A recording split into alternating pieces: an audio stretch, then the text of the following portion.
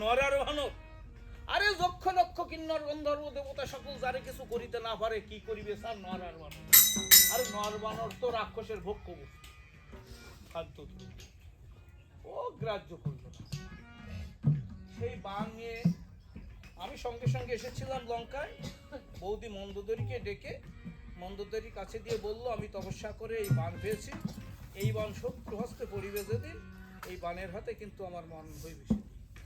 আমার মৃত্যু অর্থাৎ আমার জীবন মৃত্যু সব কিছুই কিন্তু এই তোমার হাতে অর্পণ করলাম মন্দোদরী। মন্দোদরী তখনই দেখলাম আসলের তলে ঢাকলো, অন্তপুরের ভিতরে গেল। ওই বান যে কোথায় রেখেছে আমি সে কথা জানি না। বিভীষণের মুখে কথা শ্রবণ করি।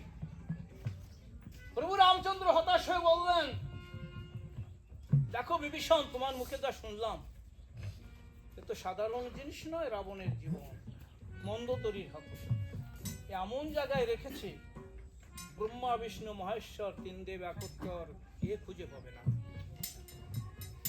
বুঝলাম সীতাকে উদ্ধার করা সম্ভব, কে আমায় মৃত্যু বানিয়ে দেবে? ওই কথা মুখের কথা মুখে থাকতে, মুখের কথা মুখে থাকতে কে আমাকে মৃত্যু বানিয়ে দেবে? একবার হনুমান লাভ দিয়ে সম্মুখে এসে বলছে, হ্যাঁ এই প্রভু তোমার কিসের চিন্তা, আমি তো আছি। হ্যাঁ দেখেছেন, এই হলো ভক্ত ভগবান। হ্যাঁ রামচন্দ্র যেখানে হতাশ, কি করে কে বানিয়ে নেবে? লাভ দিয়ে কোথাকার একটা বানর একবার সামনে এসে পড়ে বলে কি, প্রভু কিসের চিন্তা, আমি তো কেন বলছে? প্রভু তুমি যদি সৃষ্টি স্থিতি প্রলয়কারী হও, হয়ে তোমার কথা যদি তুমি ঠিক রাখো, তাহলে আমি কথা দিতে পারি, আমি বান যেখানেই থাকুক না কেন তুমি জগতে আমি খুঁজে নিয়ে আসতে পারবো। তোমার কথা যদি তুমি রাখো। কথা কি? লক্ষণ শক্তিশালী পড়লে ওই যে তুমি বলেছিলে যক্ষ রক্ষ কিন্নর গন্ধর্ব দেবতা সকল এই স্বর্গমর্ত রসাতল তিনজন, তিন লোকের মধ্যে যদি ঔষধ এনে আমার ভাইয়ের প্রাণ করে দিতে পারে দান, আমি তার কেনা হয়ে রব চিরদিন নৃত্যের সমান। নৃত্য অর্থাৎ চাকর। প্রভু গো, সেদিন আমি বলেছিলাম বৃত্তের সমান নয়, তুমি যদি আমার বক্ষ মধ্যে স্থান দাও, তোমাকে যখন ডাকি তখন যদি তুমি আমার বক্ষ মধ্যে সাড়া দাও, তুমি যদি আমার হৃদয়ের মাঝে স্থান করে নাও, তাহলে আমি ঔষধ এনে প্রাণ দান করতে পারবো। তুমি কথা দিয়েছিলে, সেই কথা যদি তোমার শক্তি হয়, সেই কথা যদি তোমার শক্তি হয়, তুমি যদি আমার হৃদয়ের মাঝে অবস্থান নিয়ে থাকো, তাহলে আমার কিসের চিন্তা? কিসের চিন্তা? সর্বশক্তিমান তুমি, অন্তর্যামী তুমি, তুমি সব কিছু। তুমি যদি আমার হৃদয়ের মাঝে থাকো, আমি তো বনের বানর মাত্র, আমি তো নিমিত্ত মাত্র। প্রভু কি বা আমার ক্ষমতা আছে? আমি তো কিছুই জানি না। আপনি ছিলাম হে দীনবন্ধু, তুমি যদি তোমার কথা রাখো, আমার হৃদয়ের মধ্যে তুমি স্থান করে নিয়েছো, সেই স্থানে যদি তুমি আসীন থাকো, আমি কথা দিতে পারি আমি বান নিয়ে।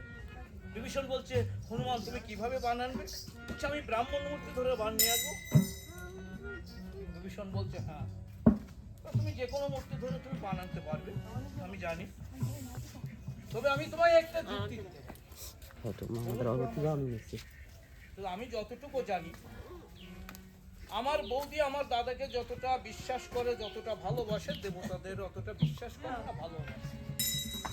আর আমার দাদা আমার বৌদিকে যতটা বিশ্বাস করে ভালোবাসে, ত্রিজগতে কারো অতটা বিশ্বাসও করে না, ভালোবাসে না। প্রমাণ হচ্ছে এই মৃত্যুবান। তাহলে দাদার কাছ থেকে কোনো কার্য উদ্ধার করতে গেলে বৌদির রূপ ধরে যাওয়া, আর বৌদির কাছ থেকে কোনো কার্য উদ্ধার করতে গেলে দাদার রূপ ধরে যাওয়া, তাতে কার্য উদ্ধার করাটা সহজ, কেন অবিশ্বাস থাকবে না, সন্দেহ থাকবে না, সহজতম হবে বলে আমার। হনুমানে বলে, যদি প্রভু রামচন্দ্র আমাকে নির্দেশ করেন এখন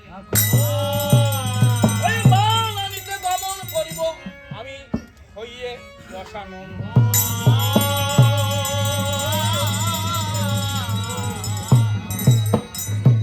রামচন্দ্র বলছে, হনুমান তুমি রাবণ হবে? হ্যাঁ প্রভু রাবণ হবে। তা তুমি একটু রাবণ হও তো, আমি দেখি, একটু পরীক্ষা করি। রাম মন্ত্র হনুমান তখন জপে বারবার।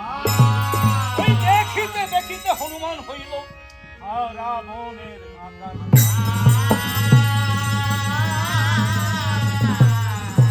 দশ গোটা মুন্ড তার বিংশতি লোচন, ধবল বরণ ফনা প্রতি মস্তকের উপর। হনুমান তখন হইল দশানন। কি বিকট চেহারের বাবা প্রভু রামচন্দ্র সিংহ। হনুমান রাবণের এত কাছাকাছি কখনো আমি যাইনি। কি বিভৎস চেহারা, এই বিকট চেহারা হনুমান। হনুমান আমার ভয় করছে, তুমি তুমি তোমার নিজের মূর্তিখানা ধরো। রাম মন্ত্র পুনর্বার জপে হনুমান। দেখিতে দেখিতে হইল তার নিজের আকার।